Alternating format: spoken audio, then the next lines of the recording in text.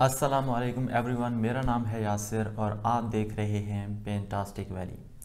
तो अगर आपको मेरी वीडियोस पसंद आती हैं या आपके लिए कुछ इन्फॉर्मेटिव होती हैं तो आप मेरे लिए एक छोटा सा काम कर सकते हैं और वो है कि सब्सक्राइब कर दें चैनल को। बिना देर किए हम वीडियो की तरफ बढ़ते हैं। आज की वीडियो में हम डिस्कस करने वाले हैं कि हम ये किस तरह से लिखते हैं, जो कि सुलत स्क्रिप्ट का लास्ट लेटर है, और हम ये भी देखेंगे कि ये जब अकेला लिखा जाता है तो किस तरह से लिखते हैं, और किसी भी लेटर के साथ जब कनेक्ट करके लिखते हैं तो किस तरह से लिखते हैं। ये का जो पहला स्ट्रोक है वो यहाँ से शुरू होता है। पहले आपने उसको अपवर्ड मूव करना है, ये देखें, और फिर डाउनवर्ड।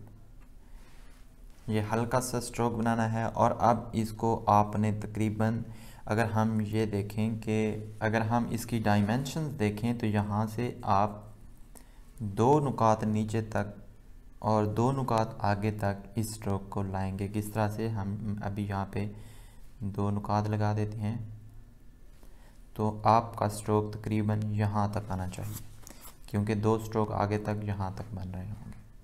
तो ये देखें,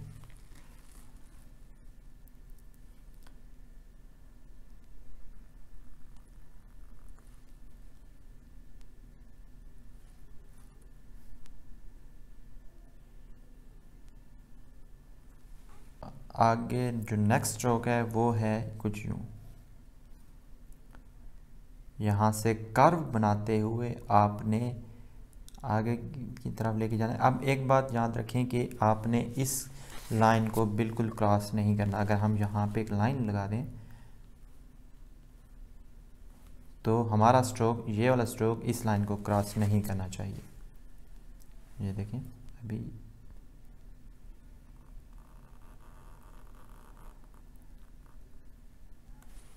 ठीक। अब हम यहाँ से बिल्कुल वैसे जैसे हम वाव बनाते हैं ना, बस ऐसे समझ लें कि बड़ी करके वाव बना रहे हैं। यहाँ पे बस एक नुकात की जगह हो, एक नुक्ते की, नुकात नहीं सॉरी। तो ये देखिए, अब हम यहाँ से यूं करके तकरीबन 45 के एंगल पे, अगर आप इसको और यूं कर लें, मैं आपके लिए ये थोड़ा सा आसान कर देता हूँ कि अगर ये वाला एंगल 90 का एंगल है और ये वाला एंगल 0 है, तो ये वाला एंगल होगा, ये 45 का होगा। हमने इसी एंगल पे जो है अब अपनी कर्व बनानी है आगे। ये देखें,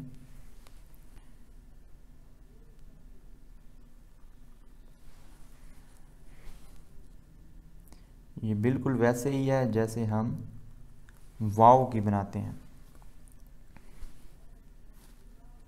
और ये यहाँ से तकरीबन 2 नुक्ते नीचे होनी चाहिए, ज़्यादा नीचे हम नहीं लेके जाएंगे। मैं यहाँ पे पहले ही बना देता हूँ 2 नुक्ते, 1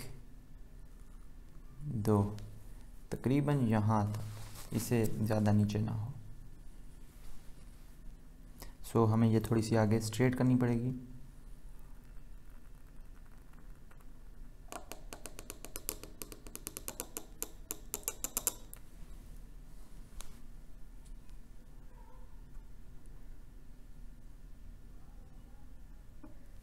अब यहाँ पे 1 नुक्ते तक हम बिल्कुल सीधी बनाएंगे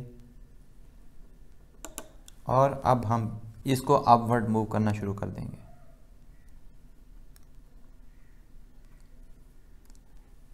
ये देखिए,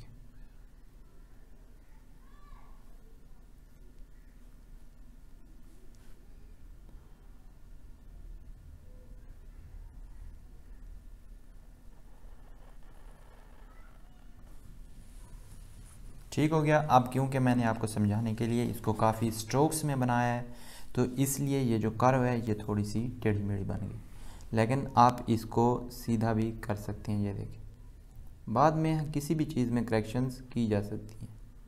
अब ये जो कर्व है ये ज़्यादा पीछे की तरफ आप नहीं लेके आएंगे, ये यूं करके यूं नहीं लेके जाएंगे। बस ये या तो इसको सीधा रहने दें या हल्का सा पीछे की तरफ हो बस। अब ये है जब ये को हम अकेला लिखते हैं। अगर इसी तरह की जो है वो बड़ी ये भी बना दी जाती है, जब इसी तरह हम बड़ी ये भी लिख सकते हैं कुछ इस तरह से। इसी तरह का पहला स्ट्रोक होगा,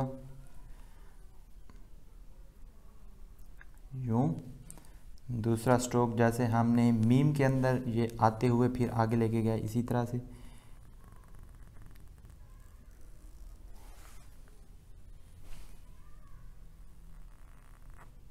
ठीक, अब हम यहाँ से ये बना देंगे बिल्कुल स्ट्रेट।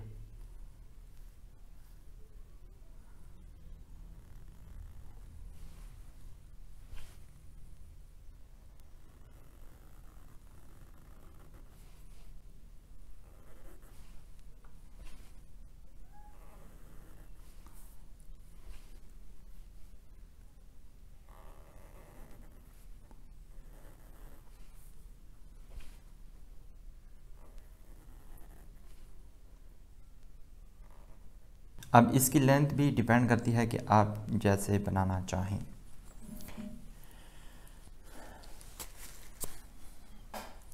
अब हम बात कर लेते हैं कि अगर ये को हम किसी लेटर के साथ कनेक्ट करके लिखते हैं तो वो किस तरह से लिखी जाती है। मैं सिर्फ एक ही ये को लिखूँगा, दोनों का स्ट्रोक बेसिकली सेम ही है।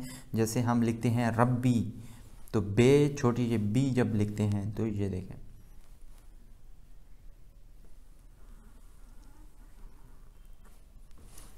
बे,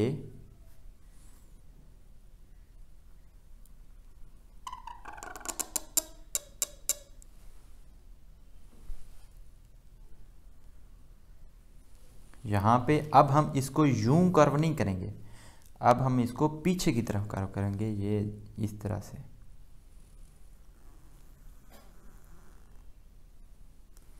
ठीक है, अब यहाँ से बिल्कुल सेम इस तरह से।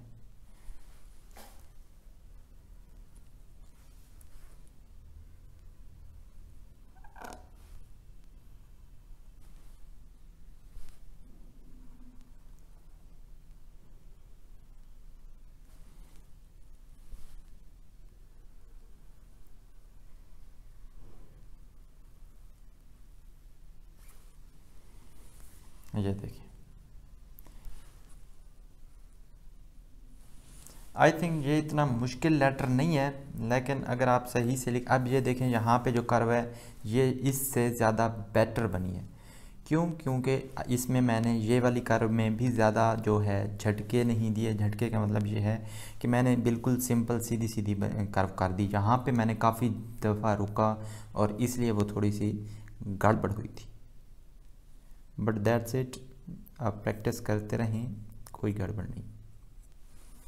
ये है हमारे सुलह स्क्रिप्ट का लास्ट लेटर। अगली वीडियो में हम डिस्कस करेंगे कि हम अल्लाह किस तरह से लिख सकते हैं, मोहम्मद किस तरह से लिख सकते हैं, क्योंकि ये सबसे ज़्यादा यूज़ किए जाने वाले और सबसे ज़्यादा इम्पॉर्टेंट अल्फाज हैं। सो मिलते हैं अगली वीडियो में, अपना ख्याल रखिए, अल्लाह हाफिज़।